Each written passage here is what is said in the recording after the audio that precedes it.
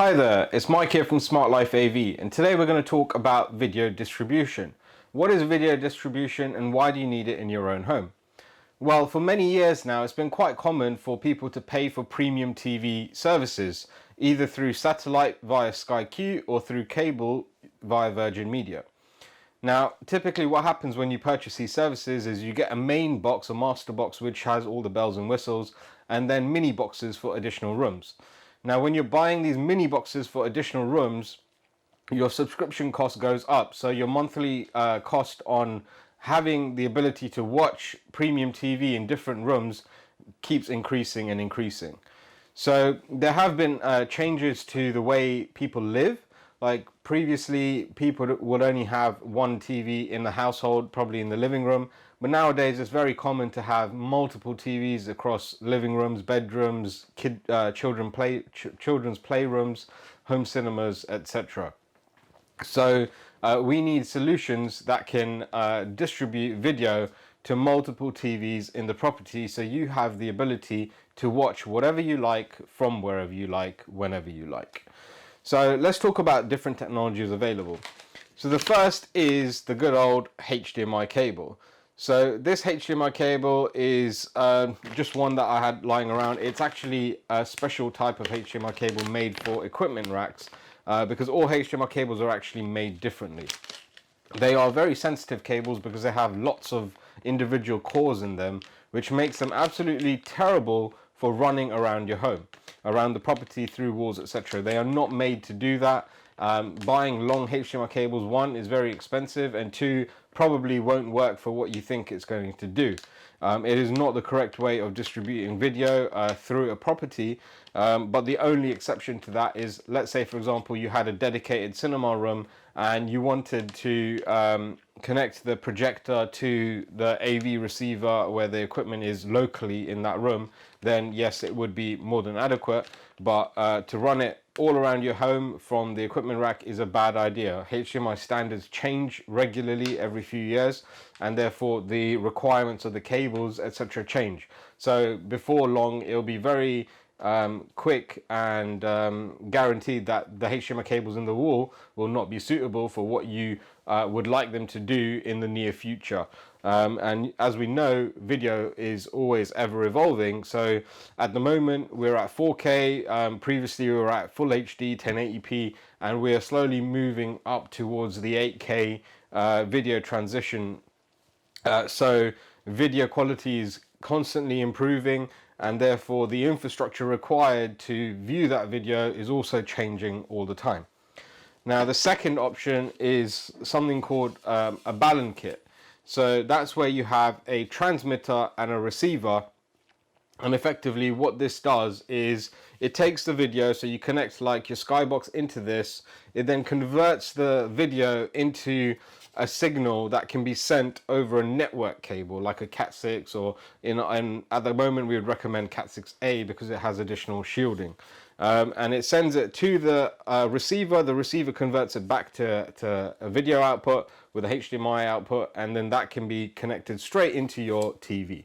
So this is the most reliable way to do a point-to-point system. So let's say your Skybox is hidden away under the stairs and you want to watch it in the living room.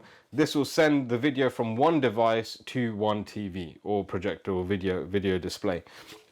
So these are great for the right way of transmitting video across, and they come in different flavors. Some of them have additional abilities to send the audio back, like bring the Freeview audio back from the TV to the transmitter, and then you can listen to the audio out of ceiling speakers or anything else locally in that room.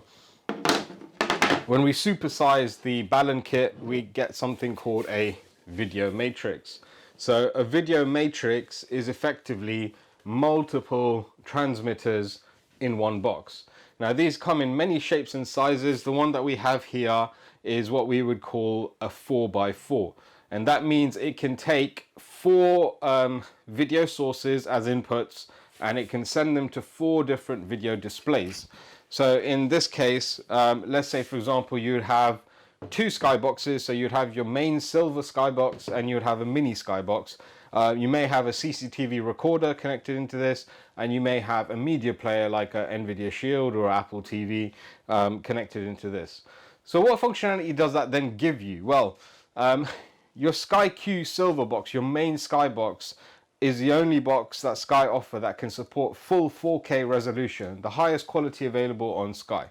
The mini boxes do not support that at the moment, at the time of recording, and therefore if you wanted to watch your TV in the best quality, you would have to watch it from the main box, and that main box, if without a matrix, would only be connected to one TV.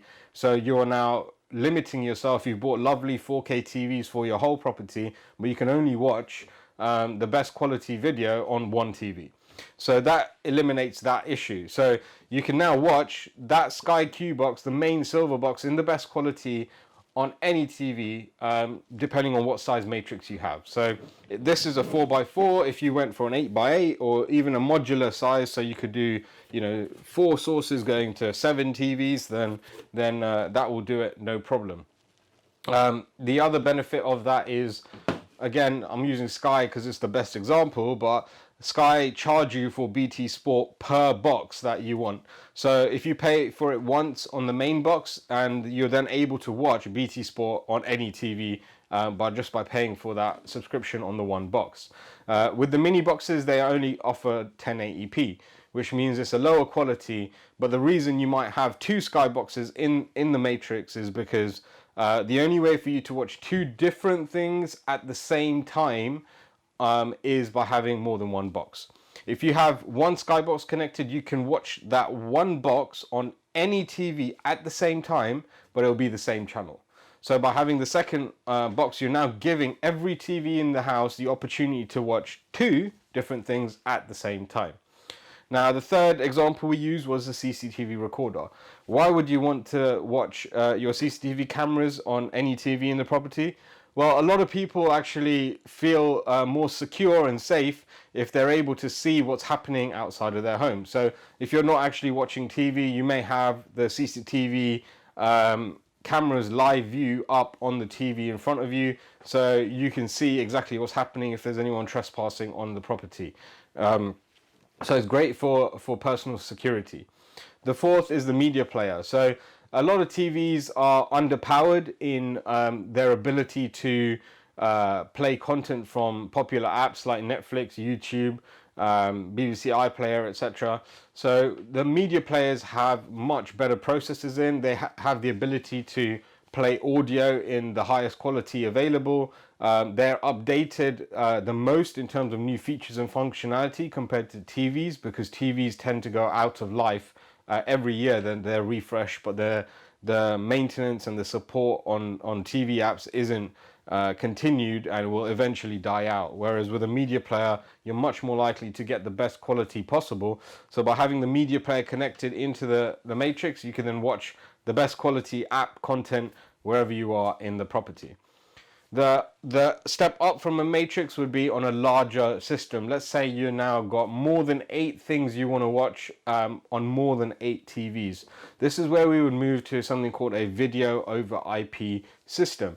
So a video over IP system is one where everything sits on the home network. So your transmitters put the stream onto the network.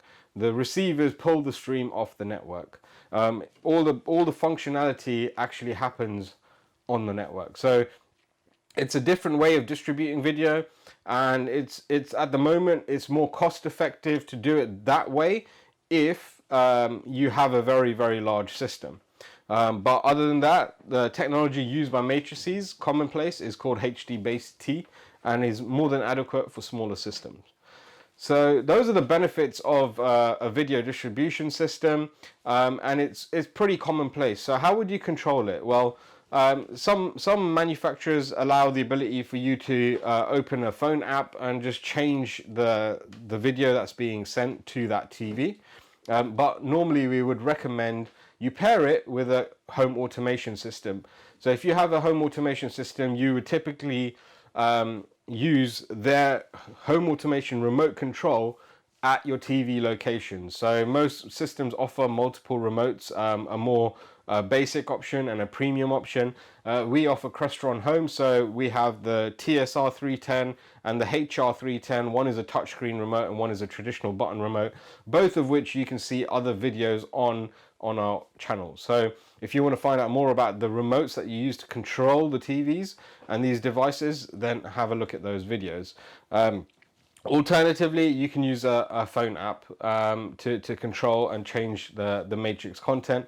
But the benefit of having a matrix is, with the matrix and the home automation remote combo, you then only have one remote control that controls everything. So you don't need to pick up, a remote for the TV, a Blu-ray, the Skybox, the media player, anything like that. It's just your one remote, and you press what you want to watch and it jumps to that channel or it jumps to that video source. So it makes viewing your media content a lot more convenient and a lot more easier to use. So that's just a brief summary of video distribution. If you have any questions, feel free to reach out. If you have any projects coming up, then you can get in touch with us via the normal means on the phone, email, website, or on social media at SmartLifeAV. Thank you for watching.